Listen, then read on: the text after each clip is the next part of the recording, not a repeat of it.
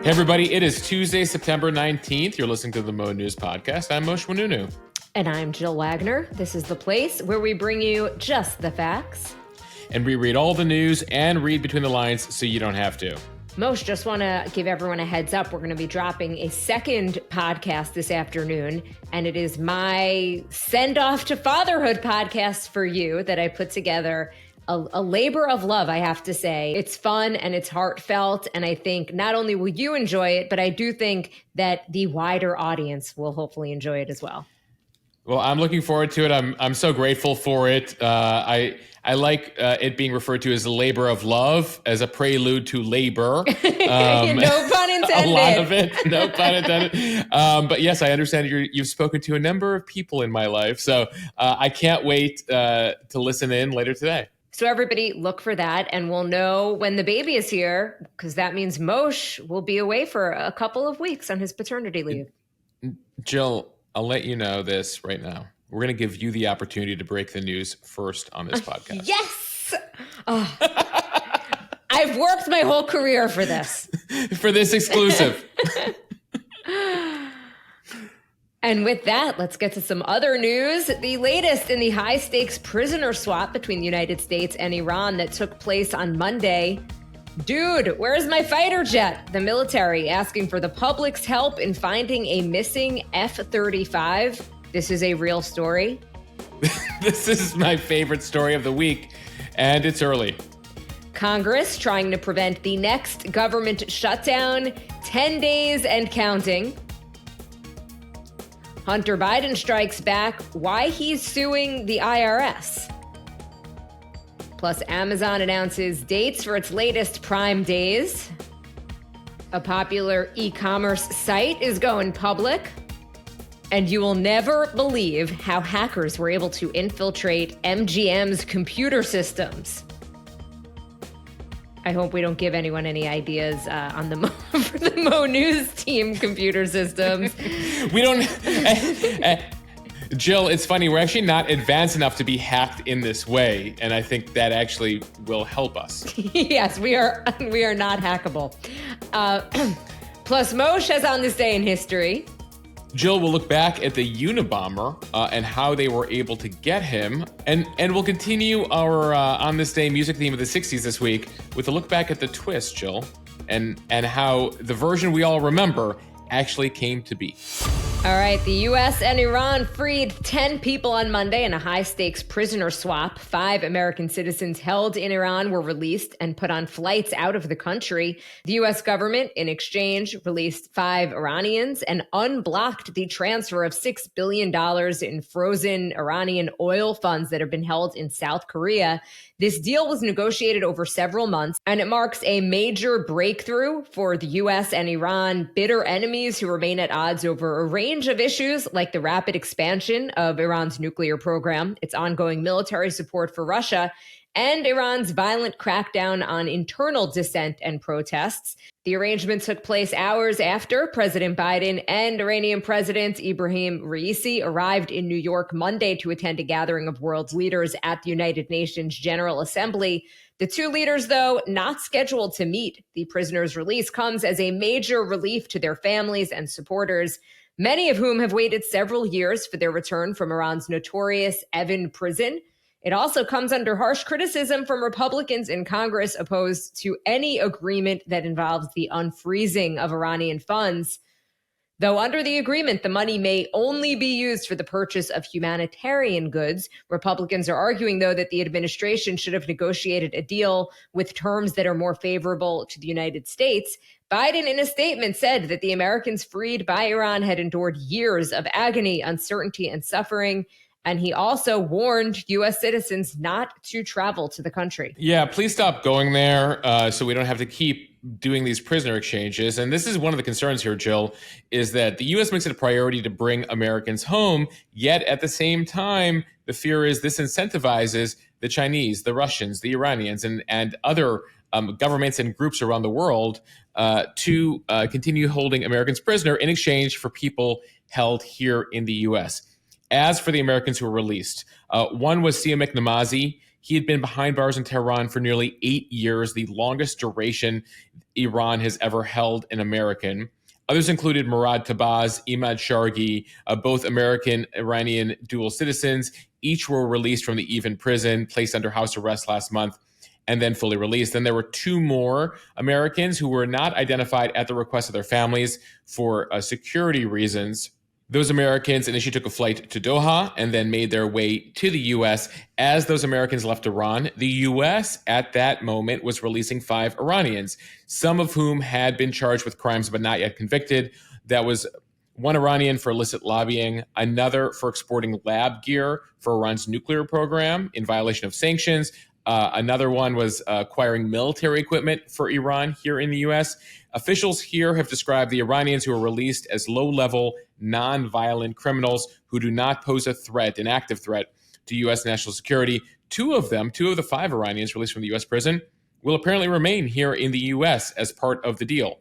As for the money, the $6 billion that was held in South Korea is one of Iran's largest oil customers. And as a result of a waiver issued by the Trump administration back in 2018, it permitted South Korea to continue purchasing Iran's oil, but then didn't allow Iran to actually get the money. So those funds have been stuck now in a South Korean bank for about 4 years. Over the last week, those funds were converted from Korean currency to euros, before being moved to Qatar. So basically, Iran was waiting for the wire transfer to go through here before this deal would go down. As you noted, Jill, the U.S. says these $6 billion in oil funds Iran has had locked up can only be used for non-sanctioned goods like food and medicine. The U.S. says they'll have oversight of this money through the Qataris. At the same time, Ibrahim Raisi, the Iranian president, told reporters here in the U.S.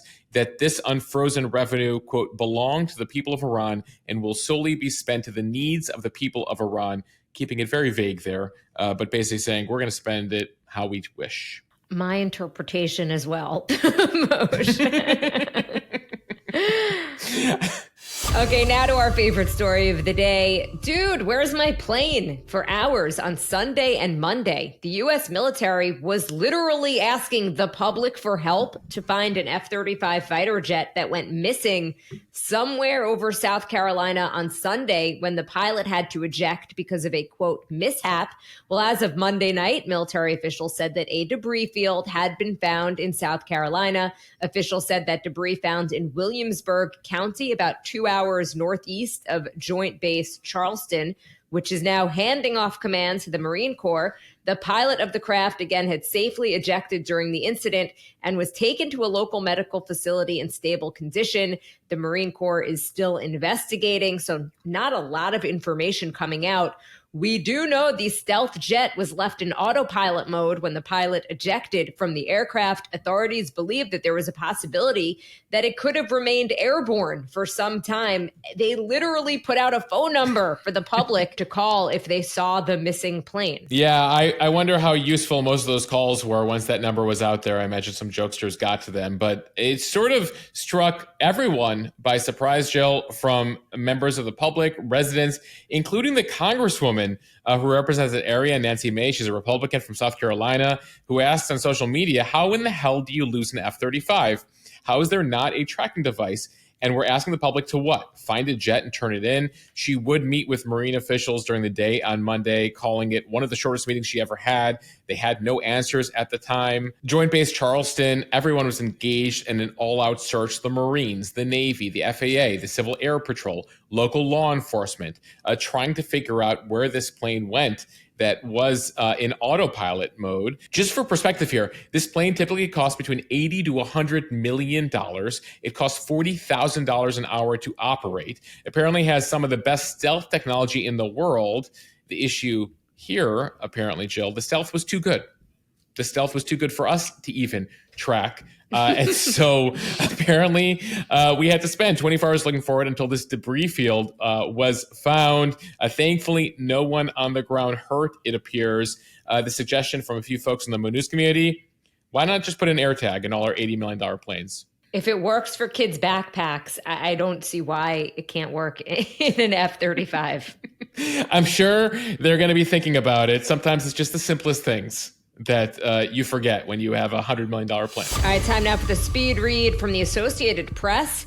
The countdown is on to a potential government shutdown. House Speaker Kevin McCarthy is running out of options as he races to come up with a plan to keep the government from shutting down next week. His latest proposal, which included hardline border security provisions, not enough to appease the far-right flank in his Republican House majority. The speaker telling his Republican conference on Monday that they should be prepared to stay through this weekend to pass a stopgap measure called a continuing resolution that would keep the government offices open past that September 30th deadline. But many are already bracing for the heavy political fallout of a federal shutdown. McCarthy suggesting that time is still on his side with less than 2 weeks to go. They are focused on a 1-month spending bill that pushes a shutdown back a whole 30 days, Moshe. just to let everyone know, the compromise would just kick this can 30 more days for an October 31st shutdown. So McCarthy's pushing for a 1% cut to last year's spending levels, as well as a slew of proposals for border security and immigration in order to protect Republican spending priorities for defense, veteran, and disaster relief. It does cut other spending by over 8%. And that's a non-starter for Democrats, and frankly, not significant enough cuts for the right flank of his own party. So he's in a difficult spot here.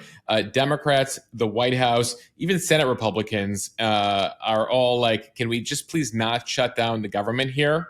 The White House, Senate Democrats, even Senate Republicans are like, we don't want to shut down the government here. This is very bad news. McCarthy himself has warned the right flank of his party in the House that this will backfire on Republicans politically, and they're not going to like the results of this. It's actually one of the reasons people speculate he went ahead with an impeachment inquiry into Joe Biden last week to try to appease his right flank, saying, listen, I'm giving you some stuff. Can you please not shut down the government on me? And by the way, the impeachment investigation can't go forward while the government is shut down. But a few people in his caucus continue to stand strong here, saying they want to see more significant cuts. They were sent to Washington to do some stuff, even if it means shutting down the government. As far as the rest of Congress is concerned, Senate Majority Leader Chuck Schumer said in his speech that the proposal that even House Republicans couldn't agree to was slapdash and reckless. He says these draconian cuts are not going to fly, and that the majority of Congress, beyond an aspect of McCarthy's caucus, is ready for a compromise here to keep the government open. Treasury Secretary Janet Yellen said on CNBC Monday that we have a good, strong economy right now, and creating a situation that could cause a loss of momentum is something we do not need. For context here, if the government is to shut down next weekend, that would be the fourth shutdown in a decade. There was one back in 2013 during the Obama years, a brief 3-day one in early 2018 during Trump, and then a much longer one, a 35-day shutdown in late 2018 into 2019, again, during the Trump administration.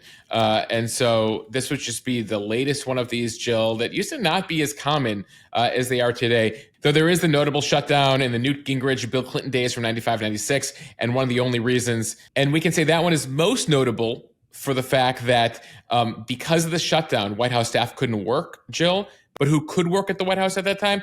Interns.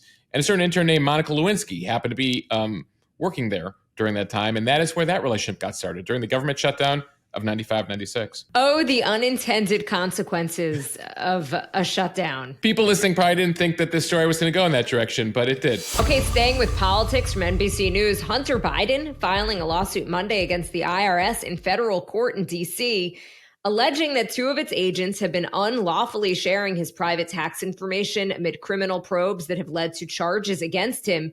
In the suit, lawyers for President Biden's son allege that IRS agents have targeted and sought to embarrass Biden via public statements to the media in which they and their representatives disclosed confidential information about a private citizen's tax matters. The complaint alleges the IRS and 2 of its employees, Gary Shapley and Joseph Ziegler, broke federal law prohibiting the dissemination of personal tax information and violated the Privacy Act.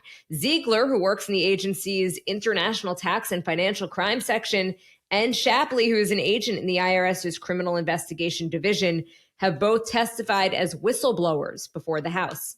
Ziegler was the originating case agent investigating Biden's taxes. He testified at a hearing in July that there was, quote, gross mismanagement among those involved in the probe. And he suggested at the time that prosecutors turned a blind eye to some of the allegations because Hunter is the current president's son. Shapley testified the same thing, saying the Justice Department had given Biden preferential treatment. But Hunter Biden alleges in his suit that both of them improperly disclosed information about the investigation, a whole bunch of other details, not just to Congress, but to a number of news outlets as well. In a statement, Shapley's legal team said that neither they nor Shapley had ever released any confidential taxpayer information except through whistleblower disclosures authorized by statute. The tax investigation into Hunter, starting back in 2018, appeared to wrap up in July when he was scheduled to plead guilty to 2 misdemeanor counts in exchange for a sentence of probation. Then there was a separate felony gun charge. The plea deals completely fell apart. Hunter last week was indicted on the gun charge. TBD whether he'll be indicted on the tax evasion as well. Keep in mind, we're talking about $100,000 in unpaid taxes that he has since paid back to the government. But it appears here that he's done playing defense and wants to play offense here. From the Washington Post, some new health research. Over the last 20 years, 3 times as many U.S. adults who died of heart disease had obesity as a contributing factor on their death record. Research published in the Journal of the American Heart Association used CDC data showing that there were 281,135 deaths from heart disease linked to obesity from 1999 to 2020. The rate of obesity-related cardiac deaths tripled from 2.2 deaths per 100,000 people to 6.6 deaths per 100,000. However, in the same 2 decades, there was a steady decline of nearly 18% in cardiac deaths overall. The mortality rate from heart disease linked to obesity was higher among the Black population than among any other group in the U.S. Overall, the deaths were also more common among men than women, although Black women had a slightly higher mortality rate than Black men. So this jives with the data that obesity itself is also up over the last couple of decades. Right now, it impacts about 115 million people in America, more than 1 in 3 Americans, about 42% of adults, and 20% of children. That means 1 in 5 children are currently deemed to be obese. Medical experts say that obesity can lead to heart disease in a number of ways, including sparking a rise in blood pressure, causing a spike in bad cholesterol, and lowering good cholesterol levels. It also increases the chance of developing diabetes. The researchers found that narrowed arteries and high blood pressure were the most common causes of obesity-related heart disease deaths in the 2 decades that they just tracked. From ABC News, an August cyberattack on Clorox caused wide-scale disruptions in its operations, which could mean product delays and shortages. That is according to a securities filing on Monday. The Clorox company, known for sanitizing wipes and brands like Pine Sol, Fresh Step cat litter, and apparently, Moshe, Hidden Valley Ranch, as in the salad dressing, which I don't think they're known for that, because this is the first I'm hearing about it. I too learned today. Today I learned that Clorox owns salad dressing. Apparently they have for more than 50 years, Jill. The mo you know. Anyway, the Clorox company said that they had detected unauthorized activity on some of its information technology on August 14th, and then they took steps to remediate the activity, including taking certain systems offline. The cyber attack damaged portions of the company's IT infrastructure, and it could have an impact on Clorox products hitting the shelves.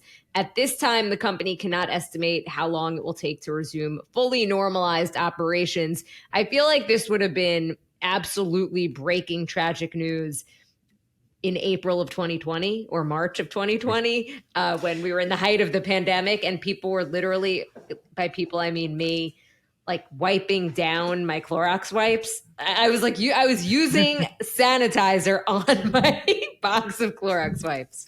Yeah, no, I remember those days. Though, Jill, don't underestimate people's love of ranch dressing. We're giving you an early heads up that if you are like a big ranch person, and you're okay with the fact that, by the way, the Clorox, the bleach company, owns the salad dressing company, which is news to Jill and I this week, go get some of your ranch dressing, because there could be a shortage for a bit of time as they deal with the fallout of this hack. By the way, speaking of hacks, We have an update on the MGM hack, which is still ongoing. The casino company at a number of its places across America is still dealing with it. Right now, the estimate from Bloomberg is that it's losing $4 to $8 million a day as it still struggles to get online. And it comes, Jill, as we're getting some new details on how the hackers were able to get inside MGM. And it appears it was pretty simple.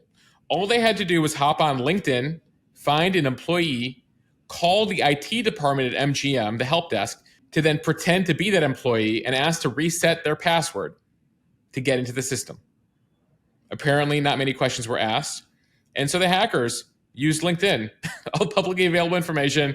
The IT line was like, sure, here's your new password. And there you have it, a $34 billion company defeated by what's been called a 10-minute phone conversation.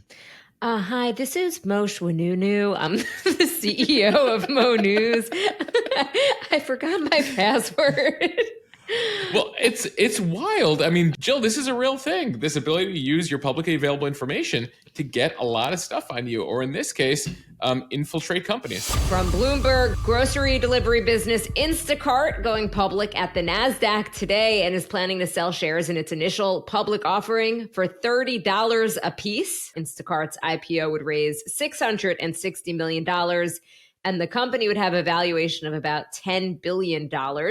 That is a steep plunge from its $39 billion valuation in a 2021 funding round when its business boomed amid pandemic lockdowns, but it still ranks as one of the biggest companies to go public this year. Notably, Instacart has evolved a lot since it launched about a decade ago. Envisioned back in 2012 as a service that matched people at home with contract workers who would then shop for them and deliver groceries, it has increasingly focused on advertising and software products as the delivery business has slowed in recent years. Nearly a third of Instacart's $2.5 billion in revenue last year came from its highly profitable ads and software division. In the first half of this year, Instacart's $400 million in revenue in ads and software helped propel it to $240 million in profit. This is notable because while there's a whole bunch of convenient apps out there, some of them that have failed, some that have survived, some that are extremely successful, even ones like Uber, Lyft, DoorDash, none of those have ever turned an annual profit, whereas Instacart has, because of this separate ads and software division. All right, now to a quick update on a story that we mentioned on yesterday's podcast. This from Variety. Bill Maher reversing course and postponing his return to work.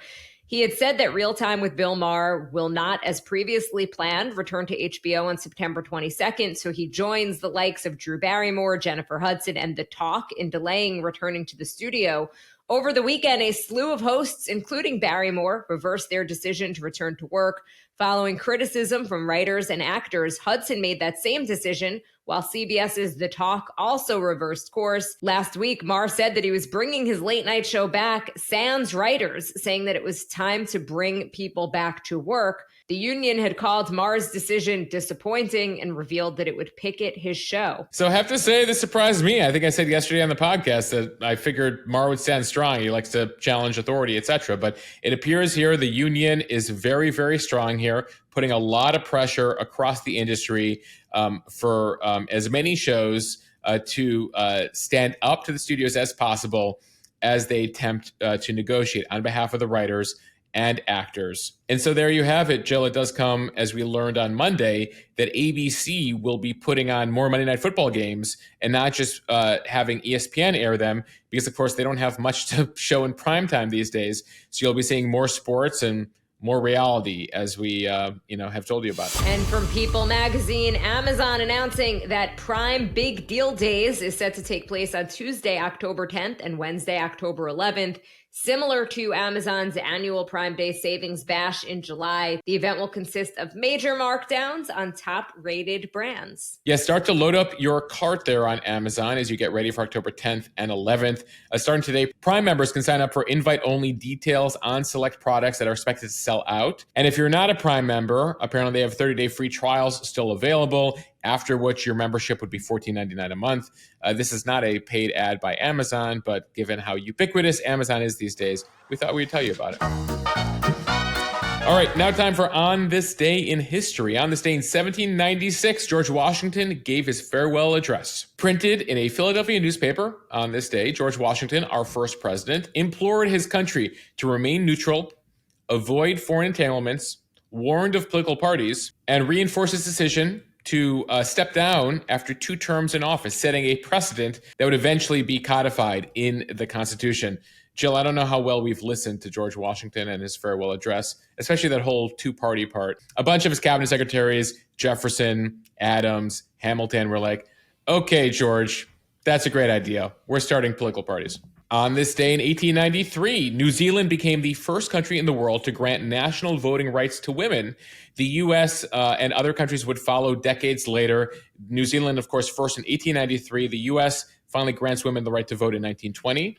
The U.K. Granting women full voting rights in 1928. Jill, we have a podcast coming out very soon on Winston Churchill and FDR's mothers. It's a new biography out of Canada. I interviewed the author. It's a fascinating history. But in that book, they go into detail that when the women's suffrage movement was rising up in the teens there, that FDR was the biggest suffragette of them all in the Roosevelt family. Wow. That Eleanor was not big on it. And his mother didn't think that women should have the right to vote.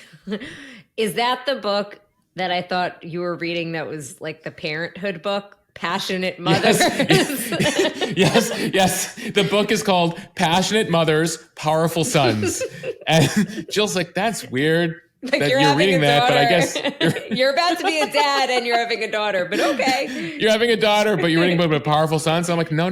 It's a biography about Churchill's mom and FDR's mom, born in the same year in Brooklyn, New York. Yes, Churchill's mom was an American. Wow. I won't go into further detail there, but it's a fascinating book. But I learned that detail about the suffrage movement and FDR being more into women's voting than Eleanor was at the time, which I think many people would find shocking.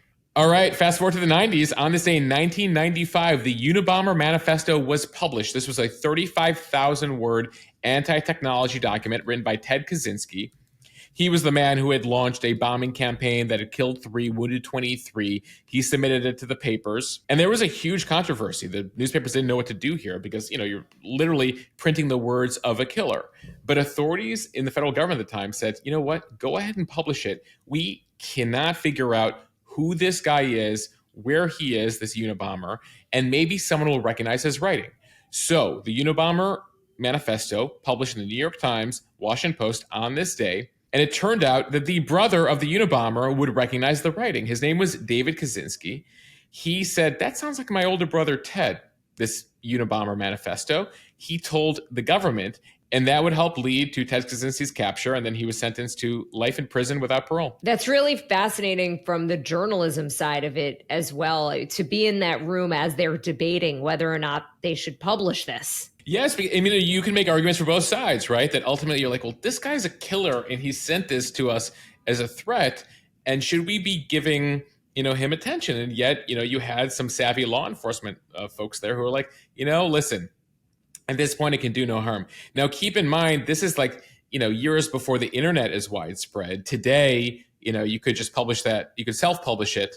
But back then, you needed to be able to go through, a New York Times or Washington Post to get this thing out there. All right, a couple pop culture items before we go. On this day, 53 years ago, the Mary Tyler Moore Show premiered on CBS. It was a groundbreaking series. There are thousands of women, probably more, who were inspired by that show that showed Mary Tyler Moore as a single, independent working woman at a time when most female characters on television were the wife, the girlfriend, the widow, the secondary to a male lead figure. Oprah actually has talked about how inspired she was by the Mary Tyler Moore Show. I mean, it really goes to show you that pop culture can make a huge difference. And when we talk about, groundbreaking series that show, various minorities or, various people of a whole variety of backgrounds doing things, how inspirational that can be to a new generation. All right, in music news, on this day in 1960, Chubby Checker's version of The Twist goes to #1 in America. Little background here, though. He didn't write the song. It was actually written by a singer named Hank Ballard, who had put it out, had some success, but not too much success with The Twist. Dick Clark of American Bandstand hears about the song, wants to have it on American Bandstand, the TV show that tens of millions of Americans would watch for new music every week. Hank Ballard, for some reason, not available. Dick Clark really wanted it on the show, so he found an 18-year-old Chubby Checker, who apparently was a decent mimic, to perform the song. History is made. Chubby Checker's version of The Twist goes to #1. Hank, come on, buddy. Hank. What were you doing? Be available, Hank. Be available. I mean, that's what happens when you say no to Dick Clark and American Bandstand. All right, finally, on this day in 1999, the Dixie Chicks became the first country group to top the Billboard Albums chart when Fly debuted at number 1 on this day in 1999. Of course, the Dixie Chicks, now known just as the Chicks. All right, we want to thank you for listening to the Mo News podcast. If you like what you hear, please share this with your friends. It will help us grow. Follow us and subscribe so you don't miss an episode, and review us in the App Store. Thanks, everyone, for the kind notes we've been getting on Instagram. We're all very excited. And Jill, I'm looking forward later today to listening to your fatherhood special. I will have my notepad out. Copious and be ready notes. to take down all the lessons. Yes. Have some tissues with you. Okay. It is sweet. All right, everyone. See you later. Bye.